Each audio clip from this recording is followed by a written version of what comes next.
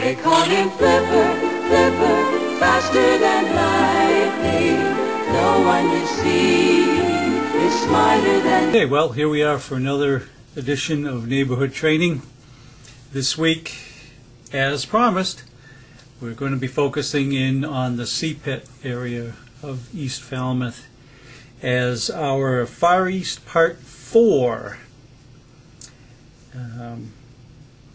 Part of the neighborhood training, and this is the last in the series of focusing on the far eastern section of East Falmouth. Seapit is not that far away from Station 5. In fact, it's only a couple of miles away, so does not have an elongated response time or really anything out of the ordinary in that aspect. The issue here is that it is in Warquoit, obviously because of the division right here of Childs River, and the bridge there is technically in Warquoit. But the particular circumstances of the Seapit is that it is primarily residential area. It is a lot of seasonal cottages and so forth on the peninsula, but we have a multi-unit condo complex on the peninsula. We have a yacht club. We also have a popular launching ramp, which we may use to access Washburn's Island. It also has the Warquoit shellfish building way down the end, Olin Kelly's house. And I guess as far as access is concerned too, there's really only one way in and out of this peninsula. So we will have to pay particular attention to access. Not a great problem, but it is something that we'd have to be concerned about. It is a area that does have hydrants throughout, so we don't have to worry so much about where we're going to get our water from. I will mention as we go through this that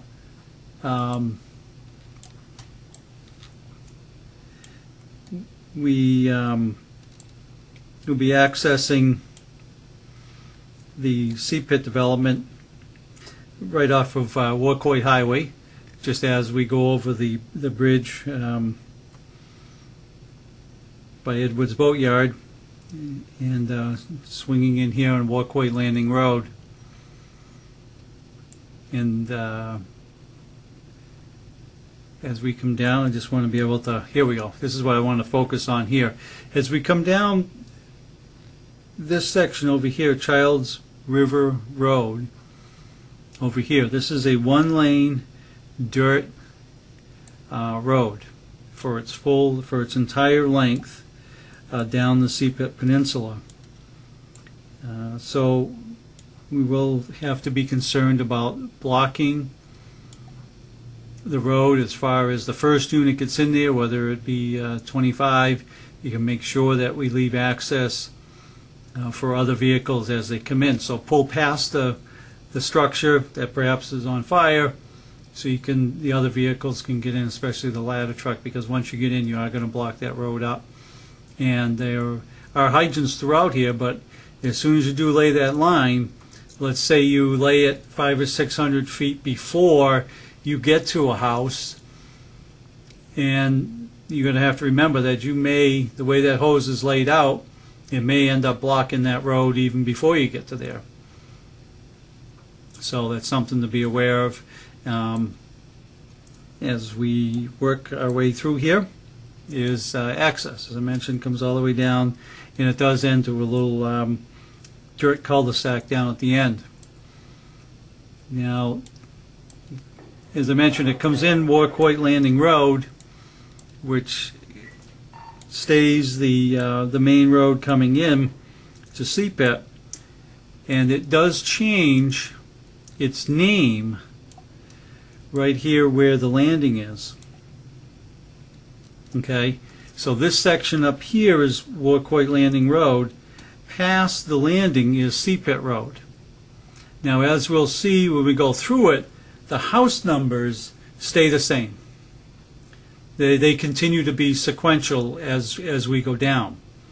So, you know, I'll look at that again, but that appears to be the case. So even though the name of the road changes, we're going to get the 911 is going to come in with, call is going to come in with a certain number, whether it be, you know, 48 Seapit Road, or whether it comes in on a lower number of Warcoit Landing Road.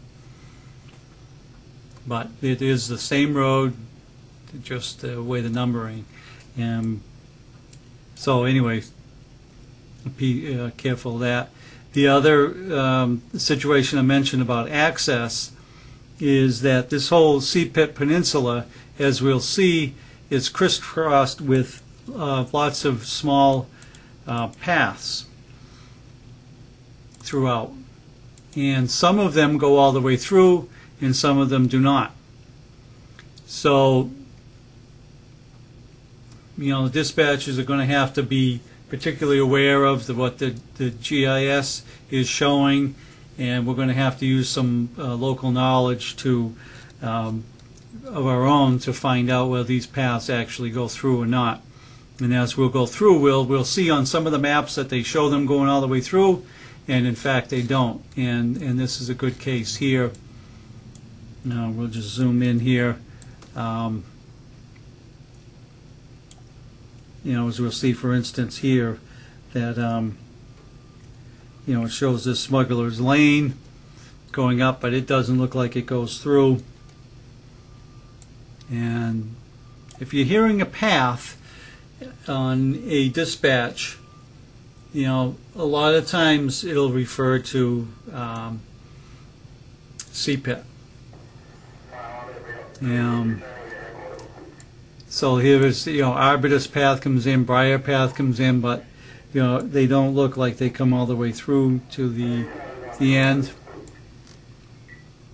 Just something to be aware of, although some of them do, as we can see here. So we'll take a look at that, but it is something to, you know, be concerned about as we're looking on. All right. I want to focus on a couple of the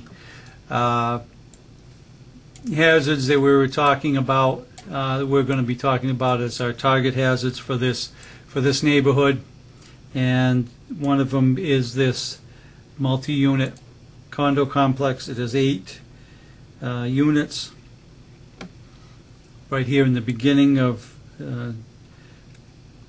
Childs River Road. Now it is a box, and I believe the box number is 756, but not entirely sure, but I believe that's what it is. As you see, the way the layout is, all these particular units here are particular units, okay, are separate units. And there is a driveway that comes down on the Delta side.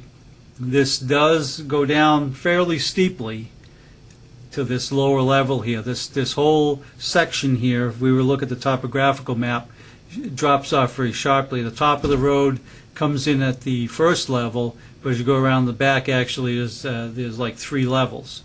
So it drops down about 25 feet into this area here. So this is the access to this area down here. There is a very small driveway up here that you'll see. We also have a one second here. Okay, what's wrong? Okay, forgot to turn down my radio. Sorry for the intrusion. And the box is located, as you'll see in the pictures, the 100 mil box is right on this corner here. Each of these condos in the rear has a garage underneath each of the units. So the lower level has a garage, then you have a first floor, and then you have a second floor above. This over here is a boathouse, and I don't know exactly what they're storing in there, but probably boats, right? All right. So we do go there now and then. That's one of our target hazards, being a multi-family structure. As we'll go by now on the other side, coming down Walkway Landing, this structure here is the Walkway Yacht Club, and as I mentioned before, it is seasonal, but it is a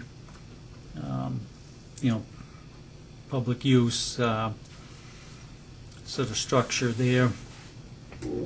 And the next building that I want to talk about, here's the Walkway Landing. You come down, and it's a pretty good ramp, pretty shallow, easy to access.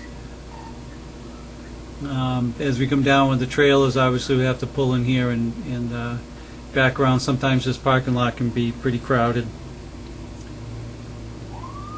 but it's a good ramp and pretty quick access to Washburns or any part of Walkway Bay.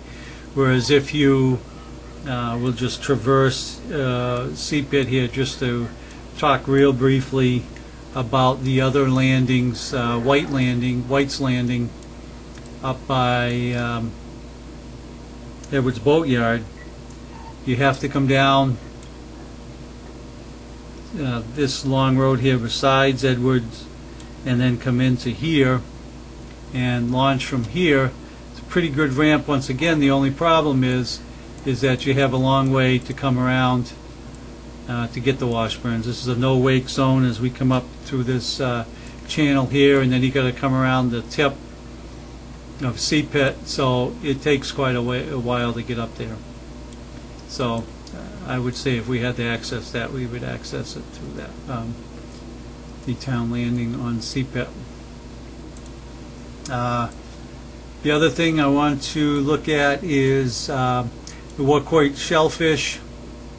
We used their ramp recently to go to brush fire over on Washburns, and they're very accommodating, although it is a private residence, so we want to certainly not intrude on them or their business.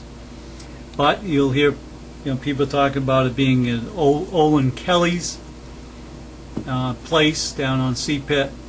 Well, this is Olin Kelly's place, and it's Walkway Shellfish. They own quite a few shellfish grants in Walkway Bay, and this building here is their processing plant for the shellfish, and this is the residence. This here is the Kellys, two houses here, but here is the road. We will go around back. I mean, years ago, probably, I don't know, it was 85 or something, we had a fire that totally burnt this building down here. But ancient history, as we call it. But there is a ramp that's pretty nice right beside there. So those are the target hazards that we're looking at right now. All right, we'll just back out a little bit, take a look at some of the here we go. Okay, so here we are. We're at the Seapit Peninsula, and there is approximately 120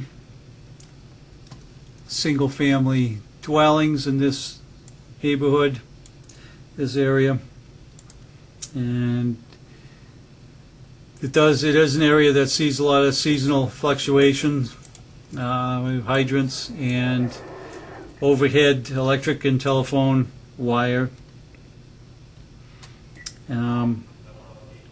Primarily single-family dwellings from 1 to 2.5 stories, 800 to 2,500 square feet. The lots are fairly small, so we probably, in some of the developments we talked about having 50 to 100 feet in between some of the structures. We're going to find out, just like in Seacoast Shores, in Seapit, in Mar Vista, a lot of these peninsulas, the lots are very small. So we will have to be concerned about exposure problems in Seapit if we do have a fire of any magnitude with any of these structures down here. So we will have to be concerned about keeping that fire from spreading and doing some mitigation to the adjoining structures. All right. So the target hazards mentioned, besides obviously any single-family home is a target hazard. We lose most of our folks in single-family house, but we have target hazards that are beyond the normal. All right, here's where we talked about the main road network: Bourque Landing Road, Seapit Road, and Childs River Road. Now the side roads is all these paths. You know, I don't expect you to remember every one of these, but if you just remember that they, if you hear path, besides say T-ticket path, that more than likely it's in Seapit. Clambake Path, Smuggler's Lane, Arbutus Path. Arbutus Path we've been to, it's pretty popular, well not popular, but we've had a few calls on there. That's Arbutus Path, Briar Path, Poly Path, Quahog Path, May Path, Jean Path we've gone to a few times. I think I've heard Ferry Road. The rest of these, Nichols Road, Circle Road, Thompson Path, Clay Path, Rivers View Road. Those are really small lanes in that area.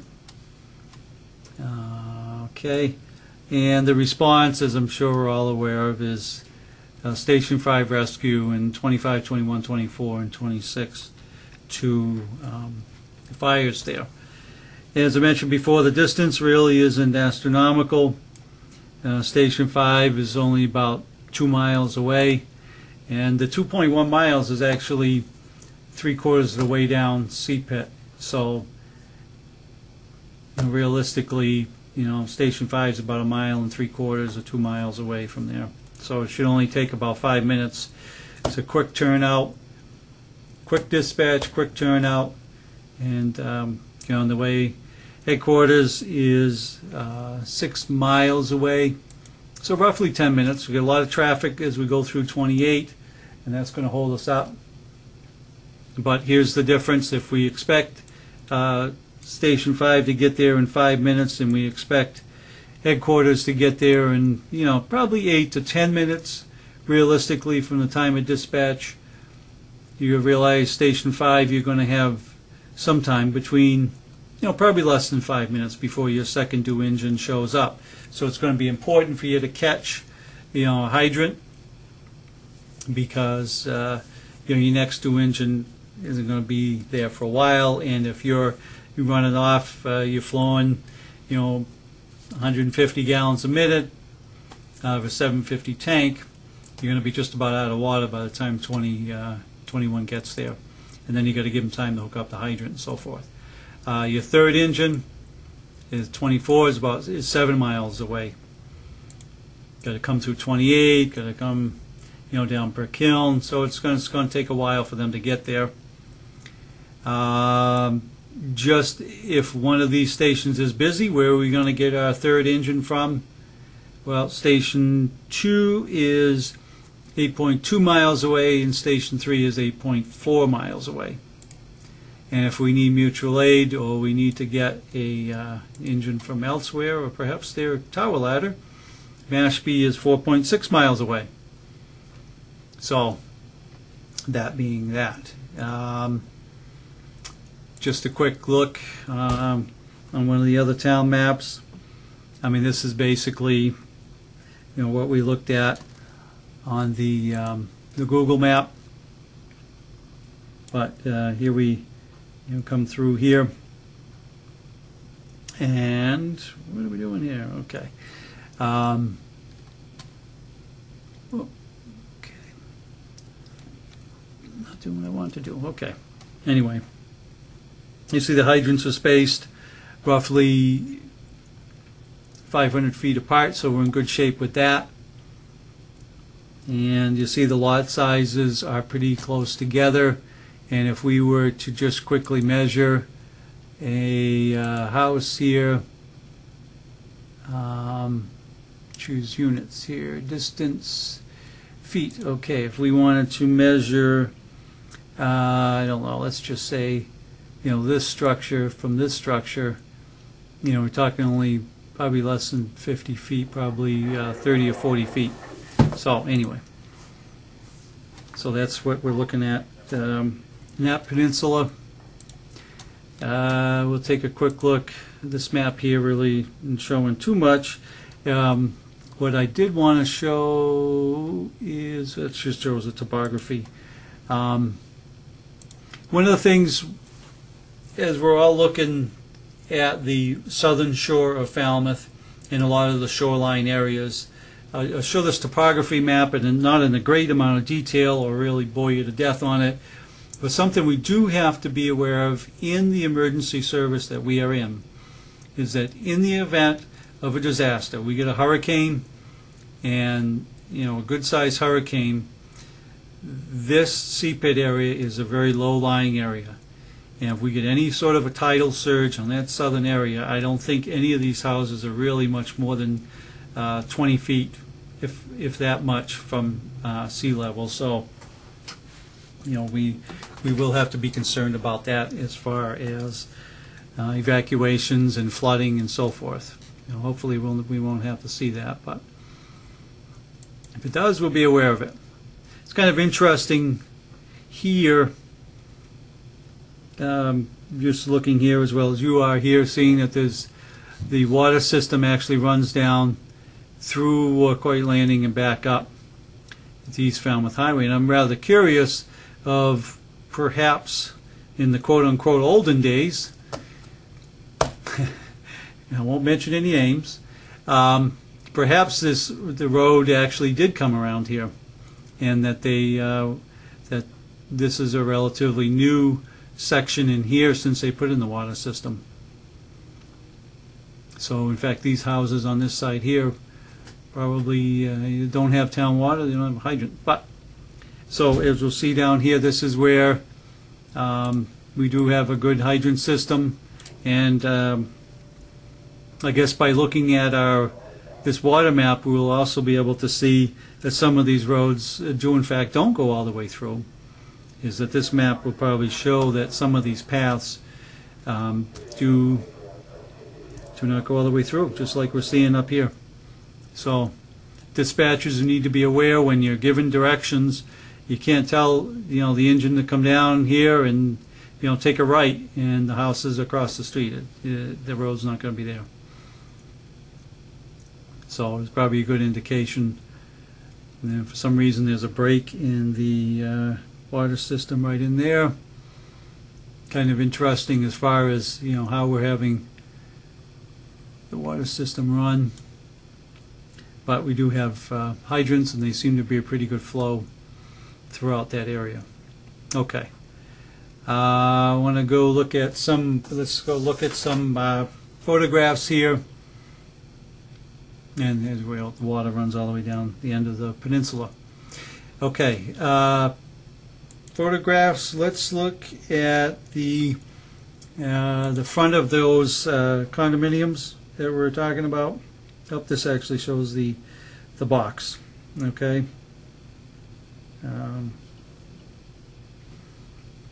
Of the condo complex, and let's see, I thought that was 7. Here we go. Okay, so here we go. This is the alpha side of the condos. As you see, the design of each unit is pretty straightforward. That the dormer up front, probably bedrooms, a front door, and the first floor probably living kitchen area, and probably 2 bedrooms, and then the garage down below. This is that little small driveway on the road, and the box is over here. And let's look at 9 here. Where's 9? 9's right here. Okay. And this will show the rear, the typical rear section of the condos. So we have a car fire underneath here. Impinge on the rest of the structures. Just what we're looking at in the rear of the complexes. Okay. Next, we want to let's see. What's this one here? Ah! Oh, does anybody know who that guy is? All right. Well, FL there is Frank Lima. Frank Lima is a retired firefighter here, and he used to be a EMS officer and a paramedic for quite a few years. One of the first paramedics in the department back in the early 80s. I think he was probably our second, maybe our second. I think he was our second EMS officer. Nice guy. Been retired now from, geez, probably 10 years. But he's still in good shape and still doing some building. So, oh well. Want to look at this building here, just to look at a couple of the structures as we go down. This building here is obviously just a colonial, but as you notice when we go through, you look at this roof, you see these little tiebacks here, and you look at the structure of the roof. This is either a real slate roof or it's a fake slate roof, but either way, it looks to me to be a very slippery roof. And as we know, with slate roofs, hold in the heat from the fire and also make it very difficult for us to do a vent hole in this type of roof. We're going to have to strip off whatever this is, whether it's real or fake slate. It's certainly not asphalt shingles, and it's not wood shingles. So we put a ladder up there in the middle of the night, and we take a step off the ladder thinking we're going to cut a hole in the roof. We're going to be stepping on slate, and if it's wet, it's going to be a hell of a lot more slipperier. So just something to keep in mind as we're looking around. Just one of the little intriguing little features that we saw. This here is just a typical house in the neighborhood. Gambrel, probably 1,500, 2,000 square feet, and that's on Childs River Road. I want to talk briefly about Olin Kelly's place. This is the residence out in front. The driveway is over onto this side here that goes down to that ramp. I didn't want to intrude upon them to take a picture of the shellfish operation, but if you drive by and you see this house here, you know that this is the Kelly residence. And we want to look at the Warquoit Yacht Club right here. Wooden structure, public assembly, very seasonal, got probably a lot of boats and so forth there. And we will take a look at one of the houses very at the end of the tip of the peninsula, which is this house here. Probably 2,500 square foot. This is very at the end of the peninsula. Relatively new structure, but definitely different than we would see. I want to go briefly back to this Google map because I do want to show a couple of little features without going too far, and this is actually a good place for them right here. As we're talking in some of the places in Warquoit, we have these long driveways and hidden houses, as I was calling them. But this still has a few of them here where drive up, you'll see just a little small dirt road, and we're expected to know that this house is X number on Seapit Road and how we're going to get into there. But we do have, if someone's over on Seacoast and they're looking across the way talking about there's a house on fire or so forth, then it may be one of these places if we don't see it. And this is going to be, this driveway here is, it's, I don't want it in miles, I want it in feet. All right, you're talking probably,